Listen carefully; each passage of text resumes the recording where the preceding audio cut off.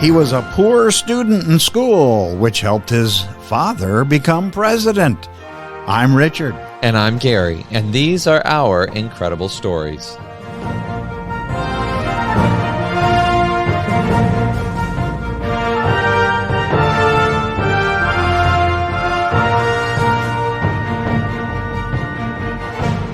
Hello, and welcome back to all of our listeners from around the world and across the United States. We're so happy to have you back with us, friends. Go ahead, say hello, pass out the hugs, and get yourselves ready for some great stories. And if you brought some friends along, we'll say welcome to them too. And if you're new and you saw what was going on and you thought, hey, I'm going to pop on in and see what's going on here, welcome. Introduce yourself, because that's the polite thing to do. And go ahead and have a seat.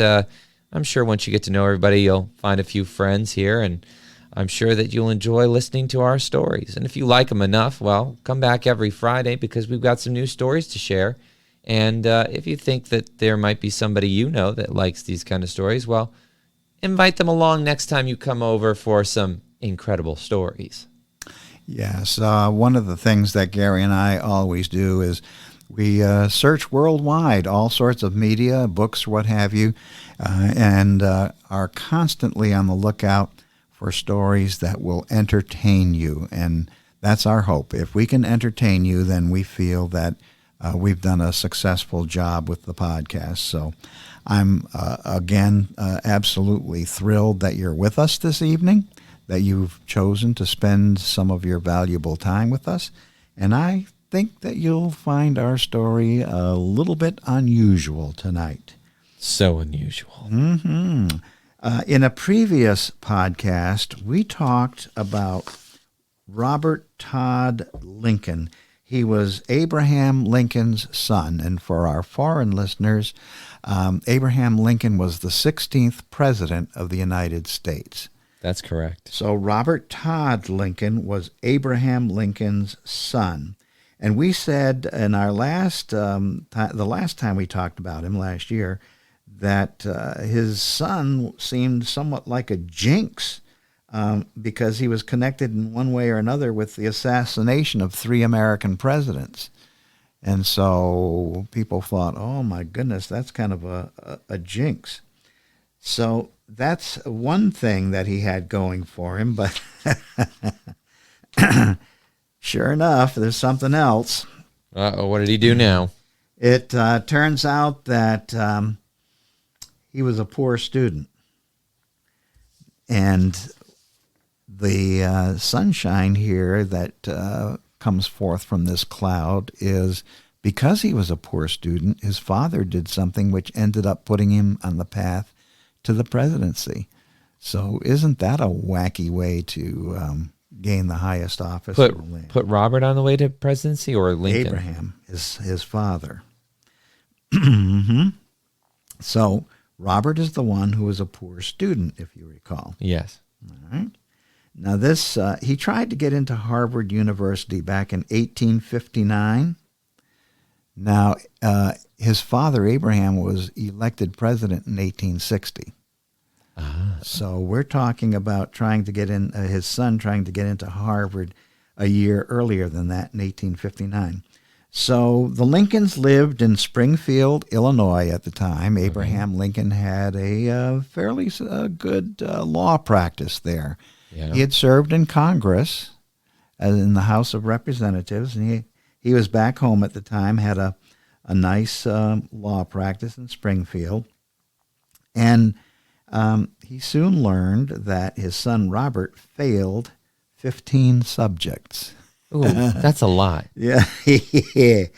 Ooh, that doesn't make for a successful educational career at Harvard, I'll tell you. Not very many places, as a matter of fact. So anyways, being a good dad that he was, Abraham Lincoln was worried about his son.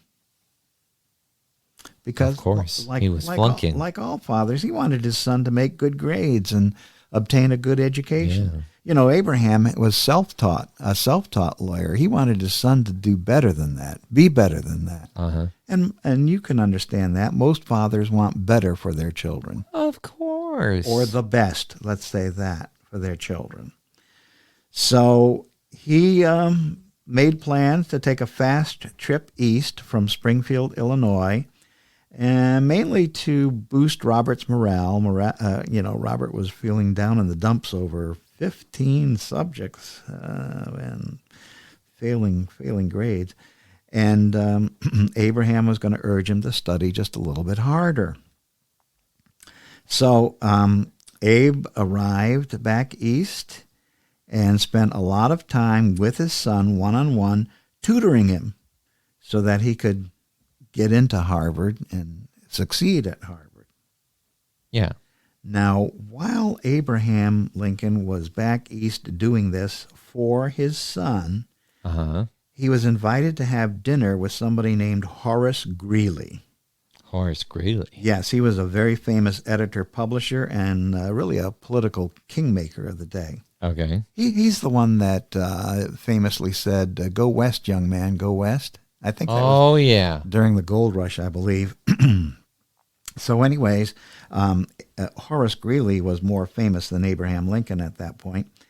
And so Abe impressed Horace Greeley, and Greeley was so impressed that he arranged for Abraham Lincoln to give a lecture at the Cooper Union in New York City. And it was a good speech. It was probably better than good.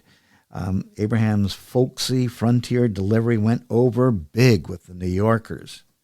He made, Gary, a tremendous impression in New York. And as a result of that one speech in New York City, that one speech, Abraham Lincoln became an overnight political sensation.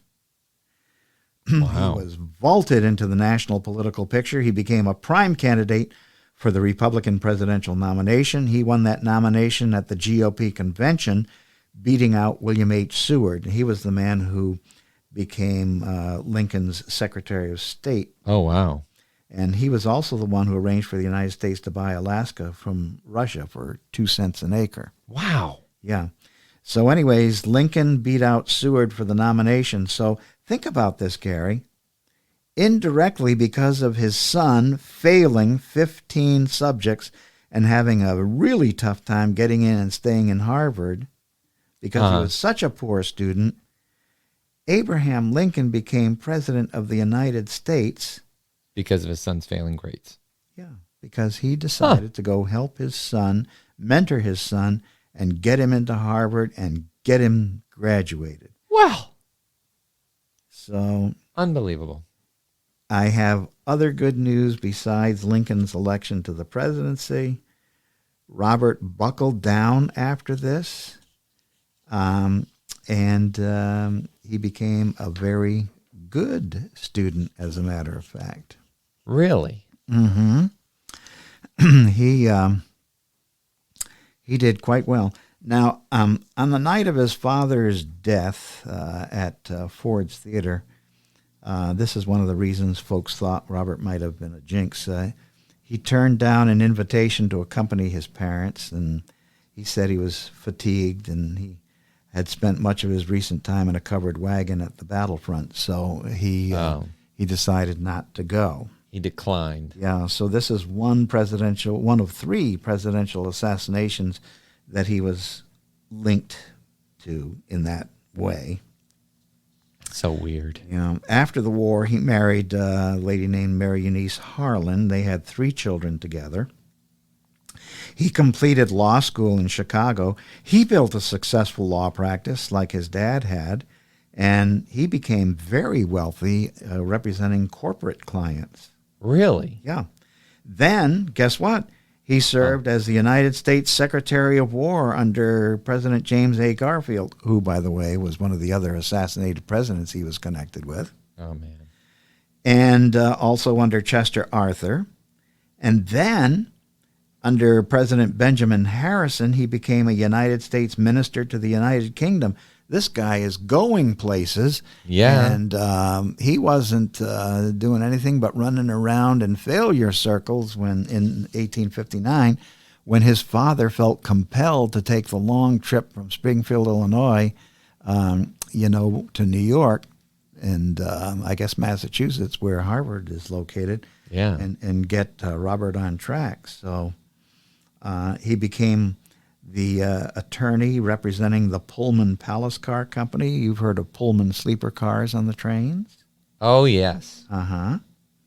And when the founder of the company, George Pullman, died in 1897, it was Robert Lincoln who took over as the company's president. Oh, wow. Mm-hmm. And then in 1911, he retired from that, but he served as a chairman of the board till 1922.